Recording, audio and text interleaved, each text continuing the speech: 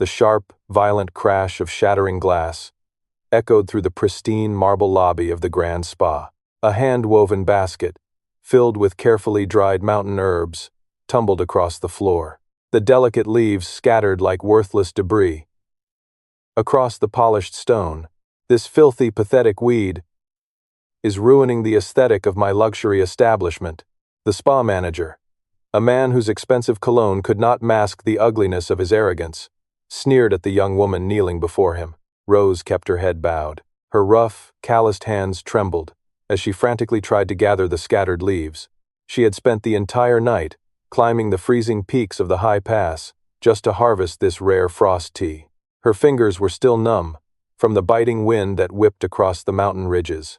Every step up that treacherous slope had been a battle against pure exhaustion, but she had pushed through the pain, remembering the exact way her ancestors used to pick these specific leaves before the sun rose.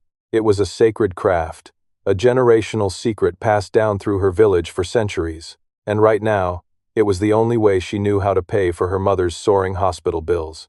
A few yards away, standing entirely unnoticed in the shadow of a towering indoor waterfall, stood Henry. He wore a faded denim jacket, looking absolutely nothing like the ruthless billionaire tycoon who actually owned this entire commercial district.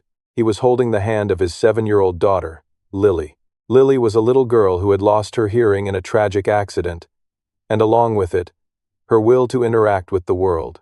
She had been sinking into a deep, silent depression for months, trapped in a terrifying, soundless void. Henry's eyes narrowed into a cold, calculating stare as he watched the manager berate the helpless cleaner. Noble purity always radiates its fragrance, no matter how much the mud tries to suffocate it. If you believe in the power of goodness, please hit that subscribe button right now to support our journey, and leave a prayer in the comments below, saying, "I pray to keep my soul as pure as a lotus blooming brilliantly in the mud." Miracles truly do find their way to kind hearts. The manager kicked the edge of the woven basket, sending more of the precious herbs flying into a puddle of spilled water. "I told you to clean the floors, not bring your mountain trash in here to stink up the place." He pointed a manicured, perfectly buffed finger right at Rose's pale face. "Our VIP clients pay thousands of dollars for premium, imported essential oils. They come here to escape the grime of the outside world. They certainly don't come here to smell damp grass from a peasant who can't even afford a proper uniform. If you don't scrub this floor spotless in the next 3 minutes, you are fired. And I will personally make sure no other business on this street ever hires you again." Rose felt a sharp sting of humiliation burn the back of her throat, tight and suffocating. She wanted to stand up and defend the legacy of her family. She wanted to tell him that those premium oils he bragged about were nothing but cheap synthetic chemicals causing severe skin irritations. She knew this because her nose possessed a rare generational gift for identifying and blending natural medicinal herbs. She could break down the exact artificial compounds in the spa's air just by taking a single breath. But pride was a luxury she simply could not afford today. The hospital administration had called her just 2 hours ago, their tone polite but strictly business. If she didn't make the next payment installment by Friday morning, they were going to discharge her mother. Her mother was too weak to even sit up on her own, let alone survive being kicked out onto the cold streets. Losing this minimum wage cleaning job meant a literal death sentence for the only family she had left. So, Rose swallowed her pride, forcing the bitter taste down her throat. She pressed her bruised knees harder into the cold marble. She didn't cry, absolutely refusing to give the manager the satisfaction of her tears. She didn't beg for mercy from a man who clearly had no heart. She just carefully, methodically picked up the crushed frost tea leaves, trying to salvage whatever she could. As her warm fingers bruised the broken leaves against the hard floor, a subtle, incredible fragrance began to release into the dry, air-conditioned air of the lobby. It wasn't an overpowering, artificial scent like the heavy perfumes routinely sprayed in the hallways. It was the raw, comforting smell of morning dew, damp earth, and ancient healing. It carried the crispness of high altitudes and the warmth of a sunlit forest floor. It smelled like absolute safety. It smelled like a mother's warm, comforting embrace. After a long, terrifying nightmare, the manager pinched his nose in exaggerated disgust, stepping back as if he had been physically offended. Absolutely disgusting. Get this foul weed out of my sight right now, before I call security to throw you out into the alley. You are polluting my entire reception area.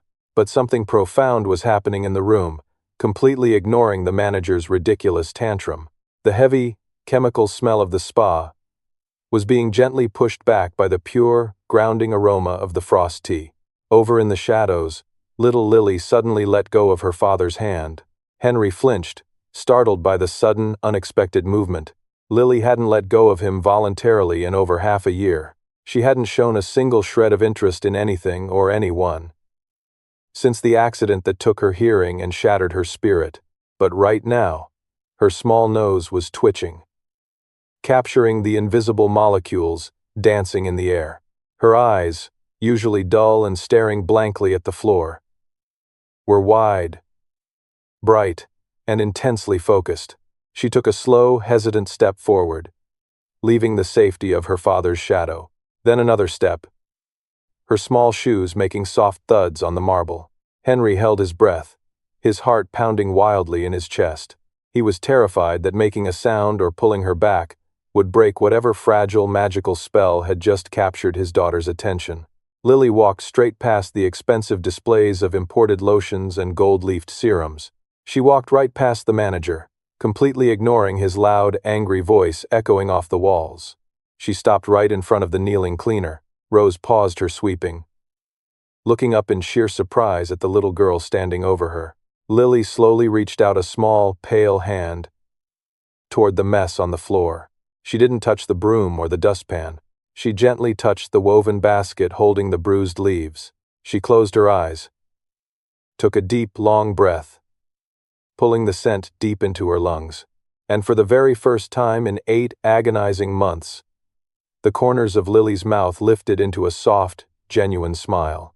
Henry felt his chest tighten so hard he could barely breathe, hot tears suddenly pricking the back of his eyes. He had spent millions on top-tier child psychologists. He had flown in renowned specialists from all over the globe, desperate for a breakthrough. None of them could do what this kneeling woman in a faded cleaning uniform had just done with a handful of crushed leaves. True value doesn't need to shout to be recognized. It quietly heals the broken pieces of those who need it most. Take a moment right now to type out, "I pray to keep my soul as pure as a lotus blooming brilliantly in the mud." Let's send Rose the strength she needs to keep going. The manager's face turned completely red when he saw the little girl standing in the middle of his pristine lobby. He had no idea who she was, or who her father was. All he saw was another obstacle ruining his perfect, high-end aesthetic. Whose brat is this?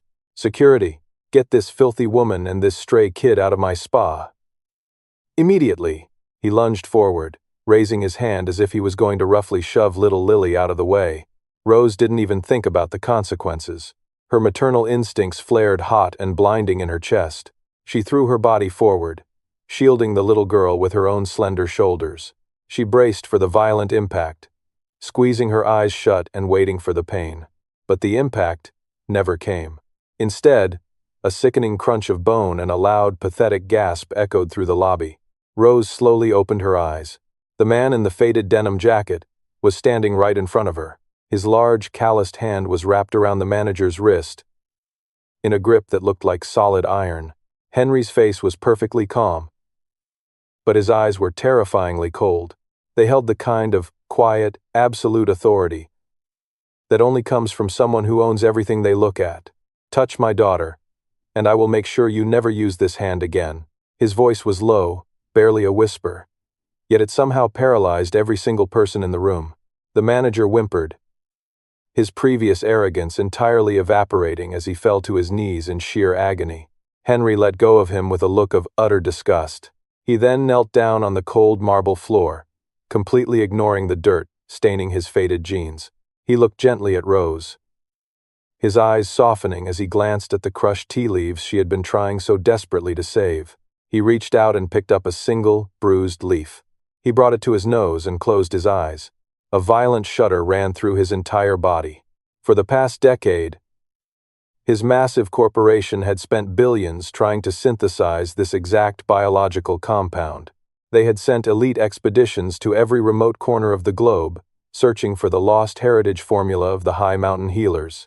And here it was, lying in a puddle on the floor of a spa he technically owned, being treated like absolute garbage by a middle manager. True sincerity always commands the highest price, even when fools try to throw it away. Please don't hesitate to comment. I pray to keep my soul as pure as a lotus blooming brilliantly in the mud. Let's celebrate the beautiful rewards that are about to come to those who truly deserve them. Henry pulled a sleek, black satellite phone from his pocket and dialed a single digit.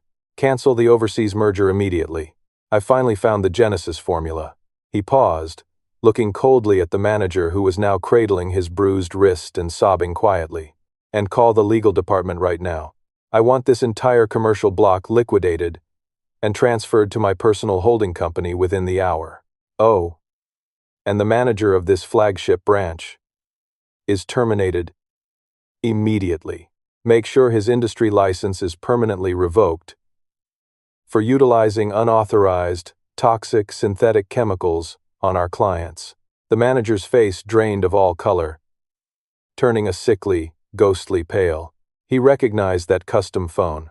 He recognized the terrifying name of the holding company. He realized, with a wave of absolute nausea, that he had just threatened the supreme founder of the largest wellness empire on the continent. The man whose portrait hung in the corporate headquarters, thousands of miles away, was standing right in front of him. Mr. Sterling. I didn't know it was you. I swear I was just trying to maintain the luxury standards of your brand. Henry didn't even look at him. You don't know the first thing about real wealth. True success isn't built on fake, arrogant aesthetics. It is built on constant learning, honoring the work of your hands, and never being afraid to start from the dirt. You talk big, but you deliver absolutely nothing of value. Get out of my sight before I press criminal charges for corporate sabotage. Security guards rushed in, but this time they grabbed the screaming manager by his expensive lapels and dragged him out the glass doors. The heavy silence returned to the lobby, broken only by the soft, peaceful hum of the indoor waterfall. Henry turned his full attention back to Rose. He offered her his hand, gently helping her stand up from the cold floor. My daughter has been trapped in the dark for a very long time. Your tea, the beautiful soul you put into harvesting it, just brought her back to the light. I don't just want to buy this batch from you. I want to pay off every single medical bill your mother has, right down to the last penny.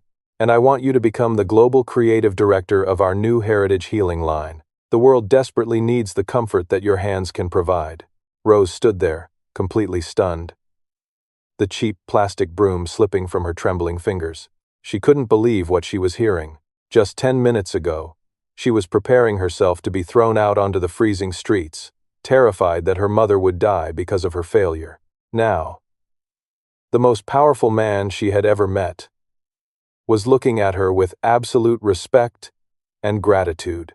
Tears of overwhelming relief finally spilled over her eyelashes, washing away the crushing exhaustion of 1,000 sleepless nights. She fell to her knees again. But this time, it was not out of humiliation or fear. It was out of pure, unadulterated gratitude to a universe that had finally heard her silent prayers.